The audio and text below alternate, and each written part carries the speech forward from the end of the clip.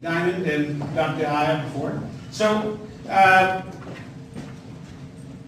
had some real challenges, and I'm sure there's some people in the audience here who had some heart conditions. Late last year, I was having some problems right here. I was not able to breathe. It wasn't in my chest here, it was up here, and it wasn't able to breathe.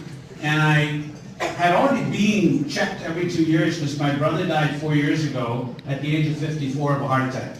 He's a year younger than me, in a gym. So I became really scared to go to a gym as well. And I'm serious, it became a real problem for me. I'm just started now, about 5-6 months ago, I started to work out about 30 minutes a day. And even that, I'm still really scared because he was working out when he died. And my dad had a heart attack at 54, so I had this history, and I knew that I had to be careful. So, long story, I'm not going to get into all of it, but I will tell you that in October, November of last year, I started having these pains. And nobody could tell me what was wrong. So, I ended up in emergency twice. The first time I ended up in emergency, they decided that there was nothing, EKGs were fine, everything was fine, they sent me home.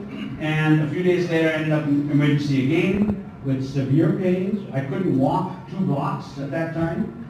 And they finally said, well, you know what, maybe we'll recommend that you get a stress test. And I did. I went for a stress test and an echocardiogram. And they didn't give me the results. They didn't tell me what to do. So the next day, my daughter was moving to Toronto. I left for Toronto.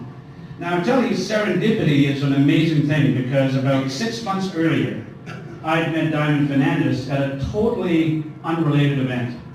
And we sat beside each other and got to know each other, and I told him about my brother dying, and he said, you gotta come and see me. And I went, yeah, whatever, right? Because I knew there was heart disease in the family, but I was fine. I was fine. So I didn't do anything with it. And I went to Toronto. My daughter was moving there to help her move, and I couldn't do a thing. I couldn't get out and walk across the street in minus 19 weather, and I would lose it. They had given me a spray as a precaution, and I was using it all the time.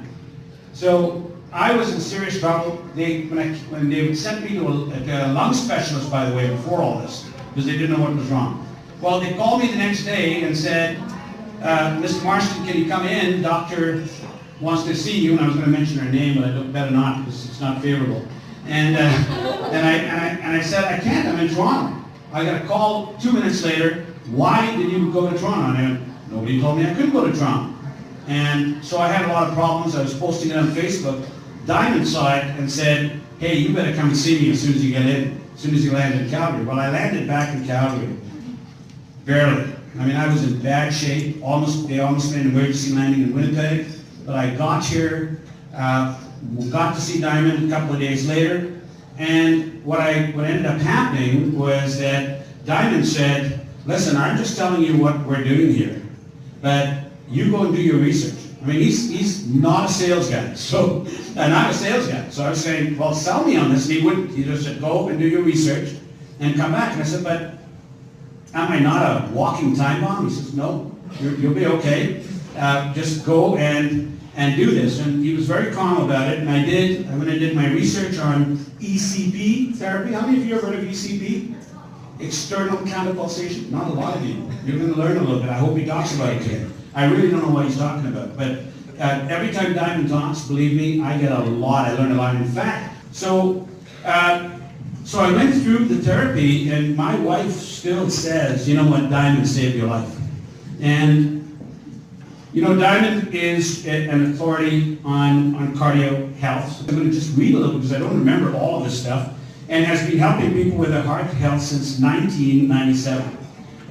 Even his passion, I think, came from, and maybe he'll talk about this, from his dad. And I know his dad's in the audience. I saw him there. He worked for Total Cardiology, then went to Dubai to open a clinic there. So he's done a lot of things. And one of the things I found when I was going through ECP therapy, the amount of education I was getting, because Diamond's there, and he's talking to you as you're going through the therapy.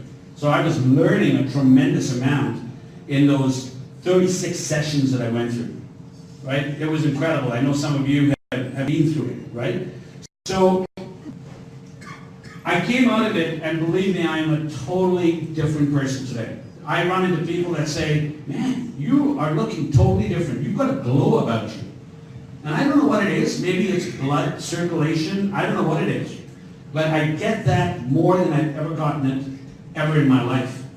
So maybe for the last 10 years, I was regressing or going or getting, dying slowly, but I didn't know it. And then luckily I had signs. My brother had no signs.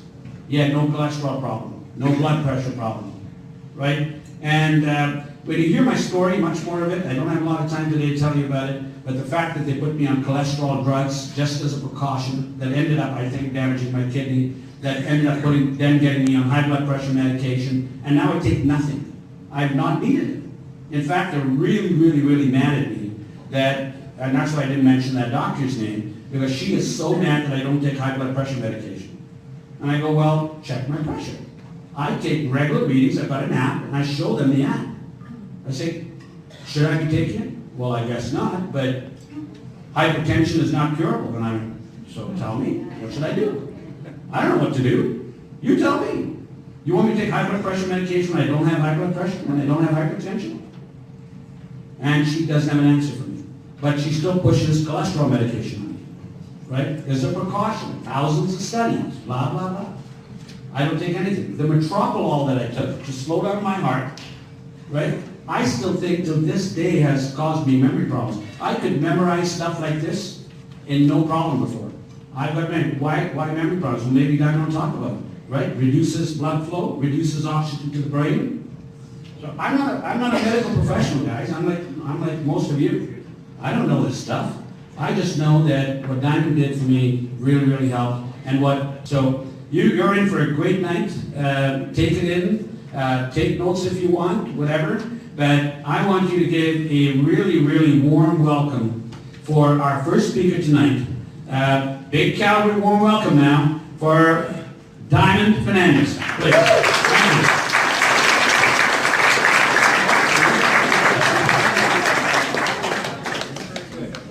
Thank you, Alan. I appreciate that. Thank you, all the kind words there and everything like that. Looks like we got some. So how many of you excited to learn some stuff about preventing and reversing heart disease? How many of you are excited to learn about a powerful piece of the heart disease puzzle? So yeah, my name's Diamond Fernandes again, and a lot of you I know. I'll just quickly talk a little bit more about what Alan was talking about. I actually used to work, I started my career in total cardiology rehab there. And that was in '99, and so I started my conventional approach to heart disease back with the cardiology group. So I had some really good mentors early on in my career. And in 2005, I was recruited to go to Dubai. And that was quite an experience. An amazing place to visit. I don't know if it's an amazing place to work. But the experience I achieved there, to open up a clinic on someone else's dollar, it's always a nice experience to have and valuable lessons to learn there. And then I actually came back here to Calgary, and I was actually recruited to manage the cardiac rehab program in Kelowna. So I enjoyed it out there for 9 months. And then in 2007, I started the HeartFit Clinic. And so it's been about 9.5 years now. So lots of things that we're doing, a lot of progression. And one of our big values, our core values with our clinic is innovation. And I really want to try and innovate ways in how people prevent and reverse heart disease, taking the best of conventional approaches and best of alternative, evidence-based alternative, and kind of bringing it together. So what Alan talked about with ECP therapy, I was first introduced to that in Dubai, and I had no idea about that until I actually went to Dubai in 2005.